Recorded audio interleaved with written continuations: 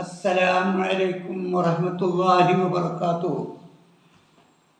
നാം ദുന്യാവിലും ആഖിറത്തിലും വലിയ ഗുണം ലഭിക്കുവാൻ, എല്ലാ രക്ഷയും നേടുവാനും 4 കാര്യങ്ങൾ, ഞാൻ പറയുന്ന 4 കാര്യങ്ങൾ ഒരുത്തനിൽ ഉണ്ടെങ്കിൽ അവൻ സർവ്വനിലക്കും ദുന്യാവിലും ആഖിറത്തിലും ഭാഗ്യവാനാകും.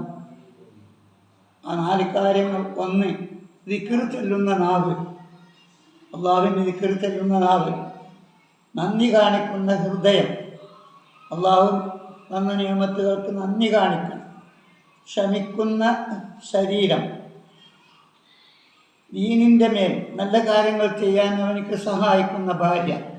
ഈ 4 കാര്യങ്ങൾ ഒരുത്തനുണ്ടായാൽ അവന് സർവ്വഗുണങ്ങളും ലഭിച്ചു, അവന് സ്വർഗവും ലഭിക്കും.